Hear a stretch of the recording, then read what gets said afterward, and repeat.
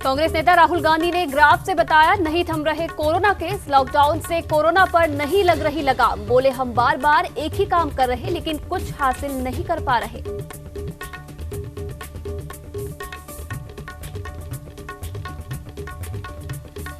देहरादून भारतीय सैन्य अकेडमी में हुआ पासिंग आउट परेड। भारतीय सेना में शामिल हुए 333 युवा अफसर। एक बार फिर से सैन्य अधिकारियों के मामले में उत्तराखंड का दबदबा कायम।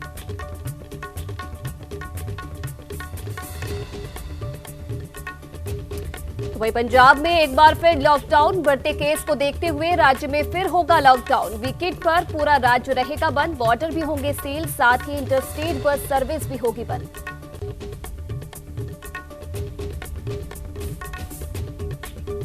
तो वहीं जम्मू कश्मीर के कुलगाम में कोरोना का कहर। सीआरपीएफ के 31 जवान हुए कोरोना से संक्रमित। 300 से ज्यादा जवानों का होगा कोरोना टेस्ट।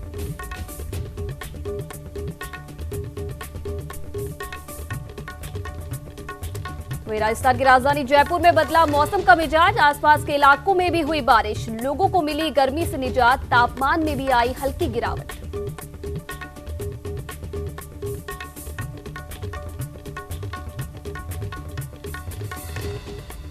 नमस्कार, न्यूज इंडिया में आप सभी का स्वागत है और आपके साथ मैं हूं आयुषी नेगी। तो चलिए नजर डाल लेते हैं इस वक्त की कुछ अहम खबरों पर। उत्तराखंड की राजधानी देहरादून के आईएमए में पासिंग आउट परेड कार्यक्रम का आयोजन किया गया। कार्यक्रम में थल सेना अध्यक्ष मनोज मुकुंद नरवणे ने मुख्य अतिथि के रूप में शिरकत की। इस दौरान देश भर में फैली कोरोना महामारी के चलते पासिंग आउट परेड कार्यक्रम में काफी बदलाव किया गया। पहली बार हुआ है कि इस बार परेड में पुष्प वर्षा नहीं हुई और पीओपी सेरेमनी की भूमिका में भी जेंटलमैन कैडेट्स के गुरु के द्वारा ये निभाई गई थी।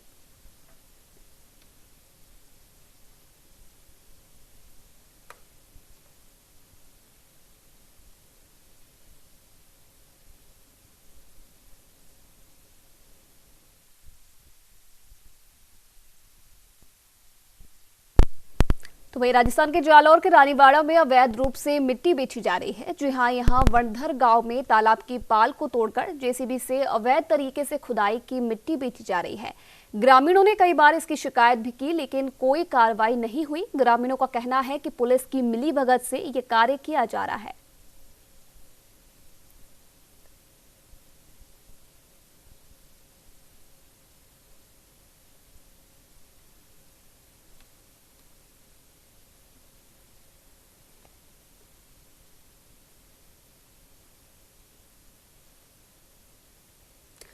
श्रमिकों के लिए आर्थिक मदद और रोजगार की ऐसी योजना जिसके तहत मजदूर वर्ग छुटपुट कार्य के बदले सरकार से मजदूरी प्राप्त कर अपना पालन करता है। लेकिन मजदूर की इस आमदनी पर किसी की नजर लग जाए तो उसके जीने का सहारा और उसकी आस समाप्त होती नजर आती है।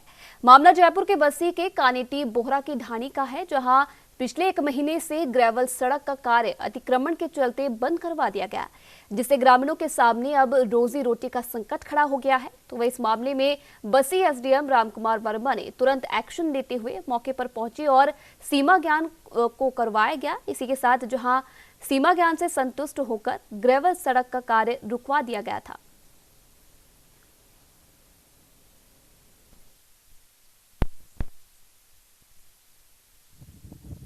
सीमा ज्ञान होने के बावजूद भी ये काम बंद कर दिया गया। अब बेचारे मजदूरों का काम बंद हो गया और हमारा रास्ता बंद हो गया। और सिर्फ एक आदमी के खातिर ये बेचारे जो मजदूर थे वो 1-2 किलोमीटर से आते हैं और फिर वापस आके चले जाते। इस मिस्टोल के अंदर 15 दिन की मिस्टोल के अंदर से जो सिर्फ 5-6 हाजिरी लगी है। तो वहीं देश में जहां एक तरफ कोरोना का कहर चल रहा है तो वहीं दूसरी ओर तपती गर्मी लोगों को झुलसा रही है। लेकिन इसके बावजूद चूरू के सुजानगढ़ में नरेगा श्रमिक तपती गर्मी में काम कर रहे हैं, लेकिन सरकार की ओर से कार्यस्थल पर ना तो पीने के लिए पानी का इंतजाम किया जा रहा है और ना ही गर्मी से बचने के लिए टेंट का इंतजाम। आपको बता दें कि सरकारी गाइडलाइन के अनुसार नरेगा योजना के तहत काम करने वाले श्रमिकों के लिए कार्यस्थल पर टेंट, पीने का पानी और एक चिकित्सा कर्मी का मौके पर होना जरूरी है, लेकिन सरकार की ओर से कोई व्यवस्था नहीं की जा रही है। तेज़ धूप में यहाँ पे नरेगा के काम पे कोई छाँव की और पानी की व्यवस्था नहीं है और तेज़ धूप में सभी काम कर रहे श्रमिकों की ये राशि है जो भी बहुत कम आ रही है। और हमारे यहाँ जहाँ गेहूँ और मिलते हैं वहाँ पे दाल भी सरकार ने जारी की है, लेकिन अभी ओनली गेहूँ मिल रहे हैं, वो दाल नहीं दी जा रही। जो नरेगा श्रमिकों के कार्यस्थल पर छाया की व्यवस्था है, यद्यपि वैकल्पिक व्यवस्था के रूप में पेड़ इत्यादि वहाँ उपलब्ध हैं, हमने दरी पट्टियाँ इत्यादि तो दे रखी हैं, लेकिन जो टेंट खरीद का प्रकरण है उसके लिए पत्रावली प्रस्तावित है। शीघ्र ही हम टेंट श्रमिकों को उपलब्ध करवा देंगे।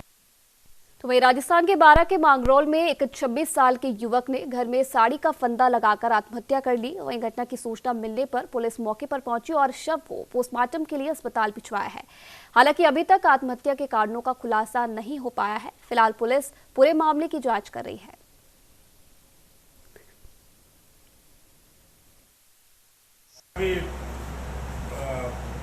थाना मांगरोल की तरफ से पुलिस अभी एक डेड बॉडी लेके आई थी।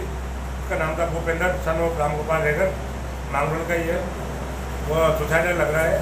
उसके गले में जो सुसाइड किया था, रस्सी से उसे हैंगिंग किया था, उसके निशान है। अभी और मारन कार्य कराएंगे। तो वहीं आईएमए के जेंटलमैन कैडेट्स पास आउट होकर देश की सेना का हिस्सा बन गए हैं। आपको बता दें कि आईएमए पासिंग आउट परेड कार्यक्रम में कुल 423 कैडेट्स पास आउट हुए हैं, जिसमें से 333 भारतीय और 90 विदेशी कैडेट्स सेना का हिस्सा बनकर अपना पहला कदम देश की रक्षा के लिए आगे बढ़ा चुके हैं। वहीं कोरोना महामारी के चलते पास आउट होने के बाद कैडेट्स को दी जाने वाली छुट्टियां इस बार रद्द कर दी गई है। तो वहीं न्यूज इंडिया संवाददाता अशोक कुमार ने सीएलबी मेजर शिप्रा वालिया से खास बातचीत की।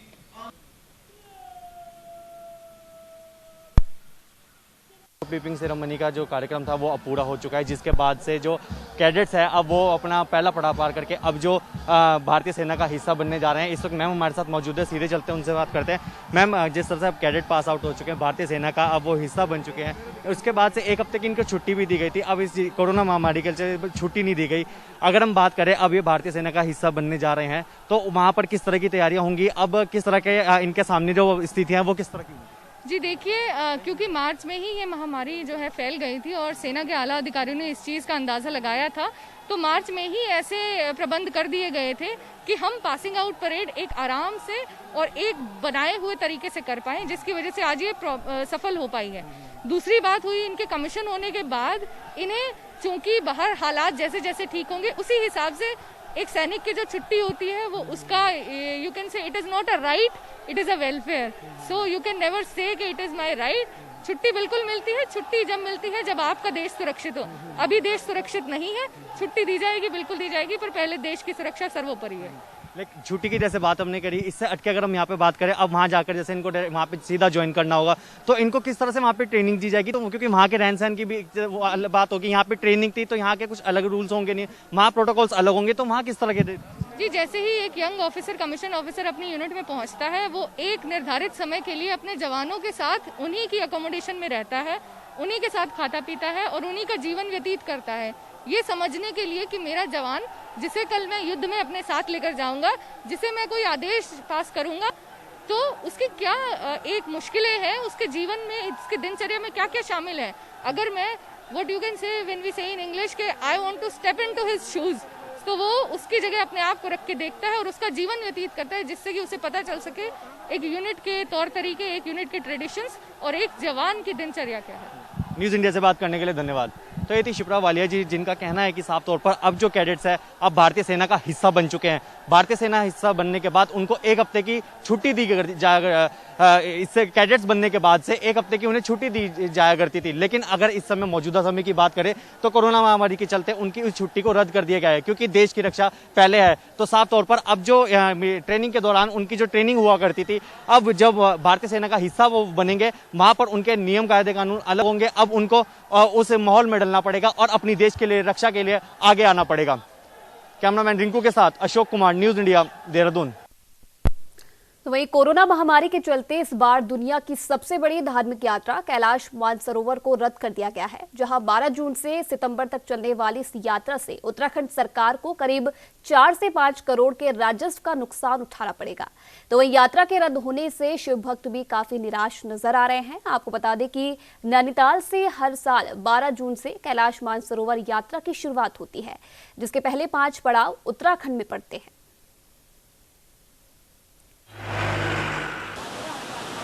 है कि जून माह आ चुका है, तो इस वर्ष कैलाश मानसरोवर यात्रा होना संभव नहीं है। तो अब तो जहाँ तक, और जब यात्रा ही संभव नहीं है तो फिर इस बार तैयारियों का प्रश्न भी नहीं उठता है। अब जो भी तैयारी हमारी होगी वो अगले वर्ष के लिए होगी। कुमाऊं मंडल को अभी तक करीब 20 से 25 करोड़ रुपए का नुकसान तो हो चुका है। 4.5 करोड़ तो हमारी KM यात्रा से ही मिलता था, 1.5 करोड़ के करीब हमारी आदि कैलाश से मिलता था, वो करोड़ का नुकसान हो चुका है। तो हमारा ही नहीं, जितने भी टूरिज्म सेक्टर है, तो टूरिज्म सेक्टर तो वर्स्टली अफेक्टेड है। नैनीताल हाईकोर्ट ने लक्सर हरिद्वार में बहने वाली बाण गंगा में खनन करने के खिलाफ दायर की गई याचिका पर सुनवाई की, जिसमें कोर्ट ने हरिद्वार के जिलाधिकारी से याचिका में उठाए गए बिंदुओं पर मंगलवार तक जवाब दाखिल करने के निर्देश दिए हैं। आपको बता दें कि हरिद्वार निवासी साजिद ने जनहित याचिका दायर की थी, जहां याचिका में ग्राम प्रधान और उनकी पत्नी पर स्टोन क्रशर मालिकों के साथ मिलकर बाण गंगा में खनन करने का आरोप लगाया गया है।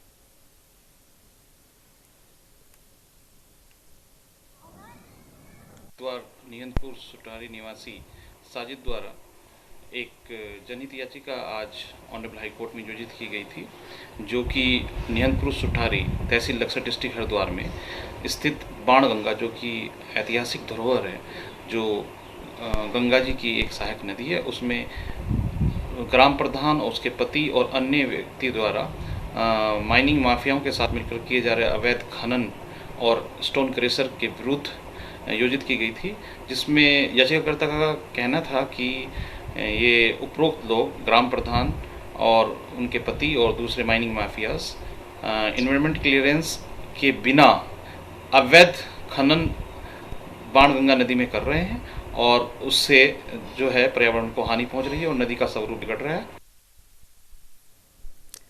उत्तराखंड के कैबिनेट मंत्री मदन कौशिक निजी कार्यक्रम के दौरान लक्सर पहुंचे, जहां बीजेपी कार्यकर्ताओं ने कैबिनेट मंत्री का जोरदार स्वागत किया। जहां पत्रकारों से बातचीत करते हुए मंत्री मदन कौशिक ने बताया कि आने वाले समय में हरिद्वार में भव्य कुंभ का आयोजन किया जाएगा और लक्सर क्षेत्र में भी कुंभ के बजट से कई तरह के विकास कार्य भी करवाए जाएंगे।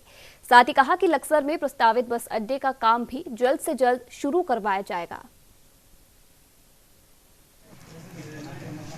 अभी कुंभ की सारी कोविड के कारण कुंभ के सारे काम को हम जो स्पीकर थे अभी वो सारी रुकी हुई थी। अब कोविड के बीच में जो लॉकडाउन था, लॉकडाउन समाप्त हुआ है। लॉकडाउन समाप्त होने के बाद अब कुंभ की समीक्षा बैठक करके अखाड़ों के साथ बैठकर रूपरेखा बना के तब हम सारे काम करेंगे। चाहे सारी सड़कों के निर्माण की बात हो, नगर पालिका पंचायतों को बजट देने की बात हो।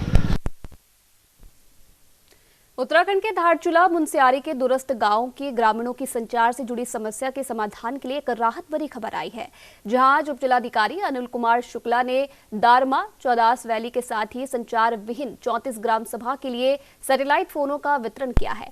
जहां सैटेलाइट फोन मिलने पर ग्रामीणों के चेहरे पर खुशी दिखाई दी, तो वहीं आउटगोइंग और इनकमिंग तय दरों को लेकर निराशा भी दिखी, जिसे लेकर ग्राम प्रधान वीरेंद्र दुग्ताल ने कहा कि सैटेलाइट फोन दिए जाने पर सरकार का आभार व्यक्त करा है। साथ ही कॉल दरों को सस्ता करने की भी उन्होंने मांग की है। PS के सैटेलाइट फोन जो है आपदा प्रबंधन से उपलब्ध कराए गए हैं। इसके जो है IG गुंजियाल साहब हैं, उन्होंने जो है भेज रखा है। हमारे जो है धारचूला और मुनस्यारी के 49 गाँव हैं जो कि कनेक्टिविटी नहीं है, उसके लिए भेजा है, जिसमें 34 गांव हमारे धारचूला के हैं, शेष गांव मुनस्यारी के हैं। आज यहाँ सभी लोगों को बुलाया गया, इनको प्रशिक्षण दिया गया और सैटेलाइट फ़ोन का जो है वितरण किया गया। अभी आज 18 लोगों ने प्रशिक्षण भी लिया और सैटेलाइट फ़ोन प्राप्त किया। सीमांत के भारत चीन सीमा में सीमांत के दारमा प्यास चौदास की 3 घाटियों में संचार सेवा के लिए केंद्र सरकार द्वारा डिजिटल सैटेलाइट फ़ोन हर गाँव में एक PCO था, जिसके माध्यम से लोग कम्युनिकेट कर रहे थे। 2018 में सैटेलाइट चौक होने के कारण वो क्षेत्र अभी भी संचार सेवा से वंचित थे। अभी केंद्र सरकार द्वारा और हमारे राज्य के SDRF के द्वारा हर क्षेत्र में मोबाइल सैटेलाइट फ़ोन की व्यवस्था की गई है, जिसको लेने के लिए बड़ी संख्या में लोग आए हैं और लोग इससे उत्साहित हैं। और क्योंकि वो सैटेलाइट फ़ोन से वो थोड़ा महंगा है, तो हम सरकार से रिक्वेस्ट करेंगे सीमांत क्षेत्र में और लॉकडाउन के कारण आर्थिक मंदी को देखते हुए उस क्षेत्र में कॉल दर कम किया जाए।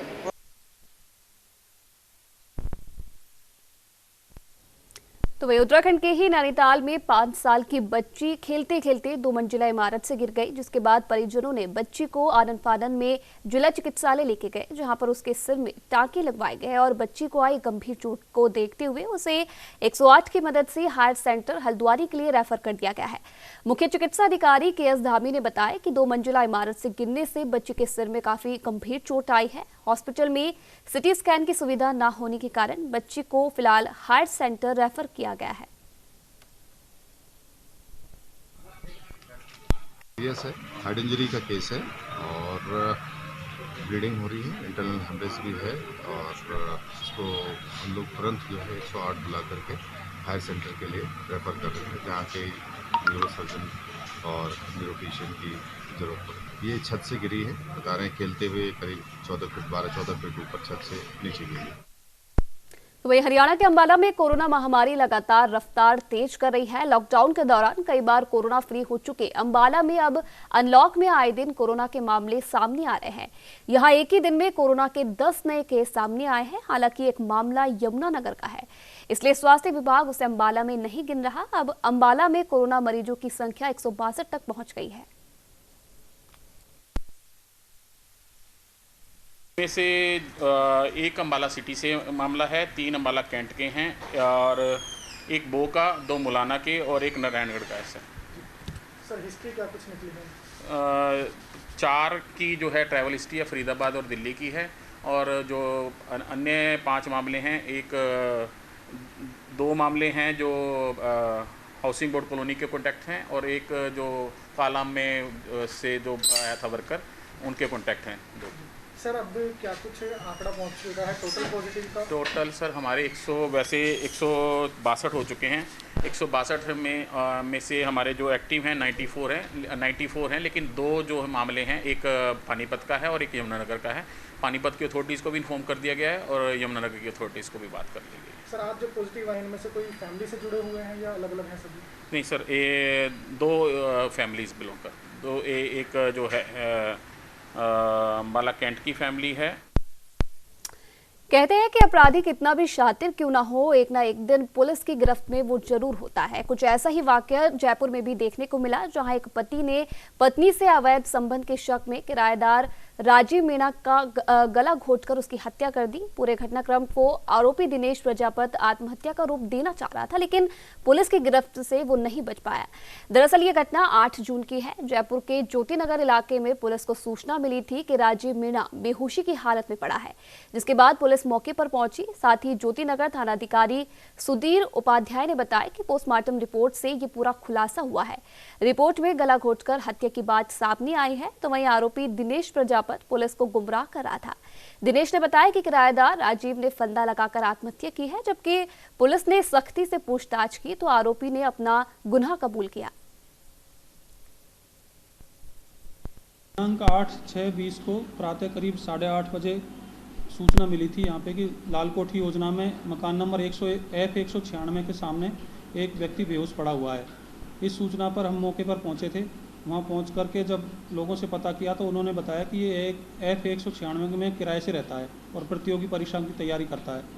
जानकारी करने पर पता लगा कि इनका मकान मालिक दिनेश प्रजापत है।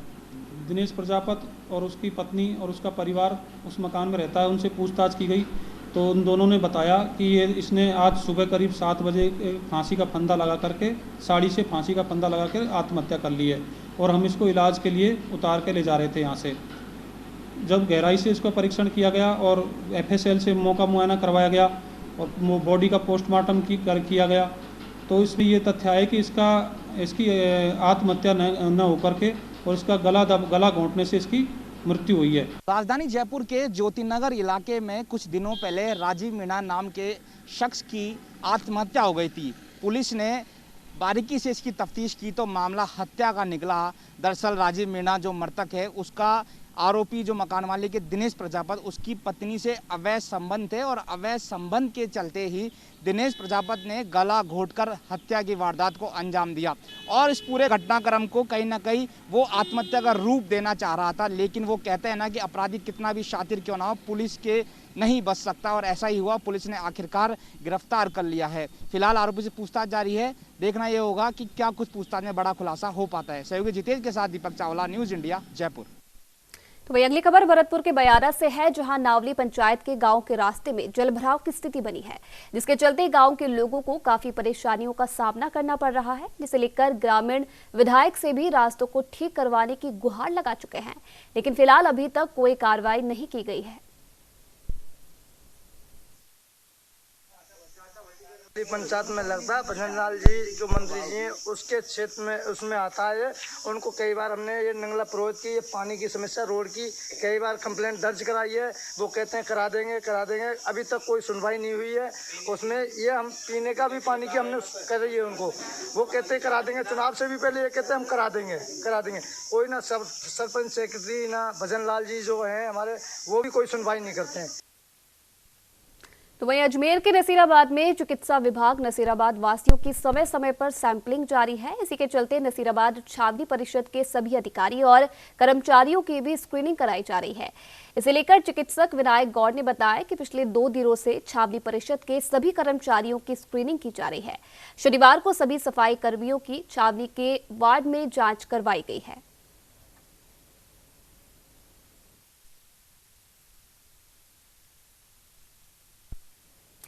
राजस्थान बीजेपी के प्रदेश अध्यक्ष सतीश पुनिया ने मंडावा का दौरा किया। इस दौरान पहले उन्होंने ग्राम कृष्णिया का बास में युवा उद्योगपति नरेश कृष्णिया के निधन पर आयोजित शोक सभा में शिरकत की, साथ ही उन्हें श्रद्धांजलि भी अर्पित की।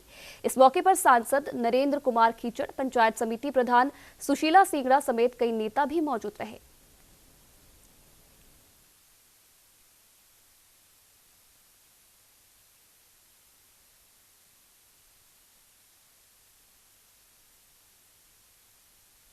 पाली के सुमेरपुर में राज्य सरकार के निर्देश अनुसार मानसून की तैयारी शुरू हो चुकी है। आपदा प्रबंधन की तैयारी भी पूरी हो चुकी है। शहर के नालों की सफाई बिना किसी बजट के करवाई जा रही है, जिससे नगरपालिका को लाखों रुपए की बचत हो सकेगी। नगरपालिका की ओर से हर साल मानसून से पहले शहर के सभी बड़े नालों और नालियों की सफाई के लिए बजट जारी किया जाता है। लाखों के बजट के आधार पर ही ठेकेदार शहर के सभी बड़े और छोटे नालों की सफाई करवाते हैं, लेकिन इस बार नगरपालिका ने बिना किसी बजट के नालों की सफाई करवाई है।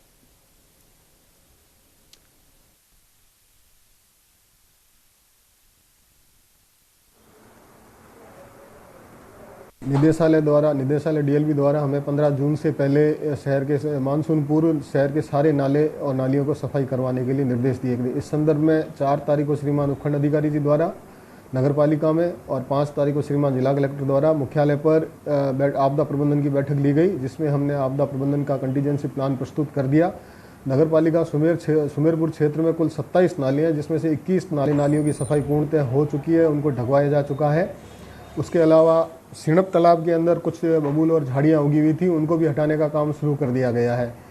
डिजास्टर मैनेजमेंट के तहत नगरपालिका के पास आवश्यक सारे संसाधन है, जिसमें 3 मड पंप है जिनकी से सर्विस करवा दी गई है, 2 जेसीबी है, 5 ट्रैक्टर हैं, रेनकोट है, ड्रैगन टार्च है, हमारे पास में 100 मीटर के रस्से हैं।